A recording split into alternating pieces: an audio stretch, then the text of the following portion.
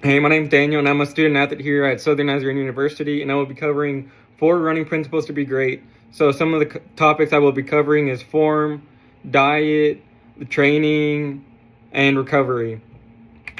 So quick overview. So my running career, I started running in middle school. I wasn't a big fan of it at the time. I was kind of forced to do it. But eventually, once I got into high school, as you can see here, I took it a little bit more seriously, and it actually got me somewhere, and it actually landed me a scholarship, and that's the reason I'm running here at Southern Nazarene. So the first topic I will be talking about is form. So there are three different striking methods. So heel strike, midfoot strike, forefoot strike. So quick overview. So heel strike is basically just walking.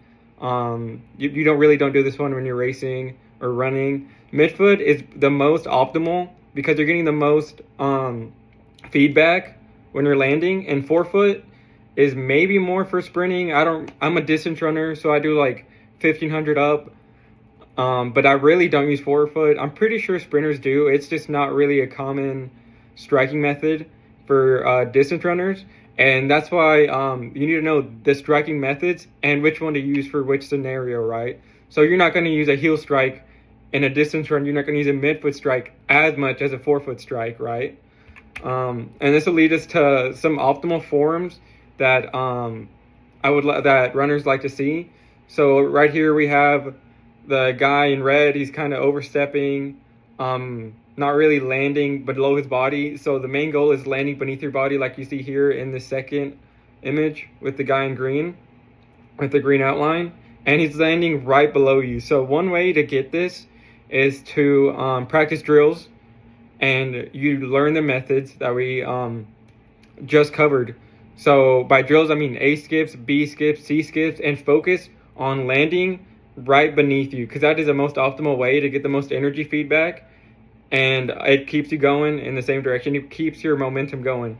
So if you can do this and get some drills together, you can put it all together and you can work on it, and it'll make you a more efficient runner. So diet. So for me, diet is pretty important. So less sugary foods I got on here. So avoiding high sugary foods, sweets, not I'll go into that, but specifically, but not taking it out completely. It's just lessening the dose or the intake, and avoiding pop. So for me, I never drink pop. I drink water, liquid IVs. I can't remember the last time I drank pop, and my body just doesn't really accept it anymore. It kind of just rejects it. So one on here that's a little bit different that a lot of runners don't talk about is avoiding gluten. Gluten actually helps with your gut health and with the stomach linings in your stomach, and it'll help your body digest better. And not a lot of people know this. I didn't really know this until I learned about this in a training camp that I went to. It was pretty interesting. But leading into like the less sugary foods, here's an 80-20 rule. So we're eating 80% real foods and 20% like snacks, sweets, stuff that doesn't have as much nutritious value as this whole plate, as you see here. Fruits, vegetables, grains, dairy, just all that is pretty important. You want to like have there's a balance. You can do both, eat both, and still be really good and feel good. But that goes into not skipping meals. You cannot skip meals as a runner. You run 1 to 2 times a day, hard efforts, burning way too many calories to be skipping a meal.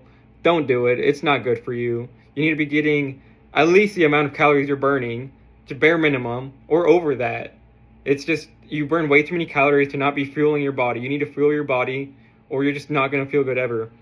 That includes eating variety of whole foods. Like on this plate, we got meats, proteins, greens, fruits, vegetables, dairy. It is so important. And this leads me to like recovery. If you're not eating or sleeping, you can't recover. As a runner, you are training and breaking down the muscle fibers in your legs. It's like lifting. You lift, you don't recover or get stronger during that lift. It's during the sleep process and the recovery process. That's why I'd say, I don't know, at least half of the runners are not sleeping enough. You're not sleeping enough. 6 to 7 hours is not enough. You need at least I'd say anywhere from 8 to 10 is probably optimal. I struggle about this. I'm pretty bad about getting sleep sometimes, but it is so important. And sleep is the best recovery tool. One of my trainers told me that is the best free recovery tool. Like, you don't have to do anything. You just sleep. Like, it doesn't cost you money. It's not going to cost you anything. And if you understand how important recovery is, you'll never want to miss out on sleep or miss out on meals, because they both work hand in hand to help you recover. So training, two types of training. First one, anaerobic training. What does anaerobic mean? That means not as much air, right? So anaerobic and aerobic, with air, without air, so to speak. So this will be shorter distance work, sprints, speed work, hill work, stuff that is going to keep your heart rate up. That is the whole point of anaerobic training. You're trying to do this work with not as much oxygen in your body going to your muscles. This is speed work, fast work. Example would be doing, let's say my workout, I would do 400s, right? One time around the track, probably mile pace, right? Pretty fast, low recovery, rest, like not as much rest, because you are wanting to have a quick turnaround to keep your heart rate pumping and increase your capacity. It's a gas tank. You're increasing it. There's two. Okay, well, there's two. So anaerobic and aerobic. So the reason why you need both is because you're covering speed. Speed is like this much of your training. And then aerobic training is probably over half that, right? This will be like 4 to 5 days a week when you're doing this. Easy runs, long runs are about 10 to or 20% of your weekly mileage, maybe double of your easy run. My easy run's 5 to 7 miles. Long runs 10 to like 16 miles. This is slow control to easy pace. People overcomplicate easy runs. If it's easy, if you ask yourself, is this easy? That's an easy run. Rule of thumb here, lower heart rate, 60 to 70% of max heart rate is a rule of thumb. Wear a watch, track your heart rate, and that's a rule of thumb, because a lot of people get it mixed up that easy run's a set thing. No, everybody's different in running. You're not going to have the same easy run pace as this other guy who runs a way faster mile than you or a slower mile than you. That's just not how it works. Running is such a unique sport, and everybody's wired differently. You can't just copy and paste everything for one person. That's just not how it works.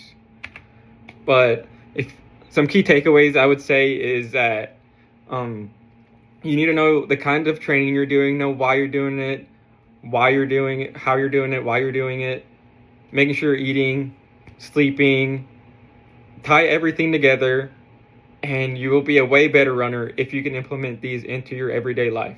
Thank you.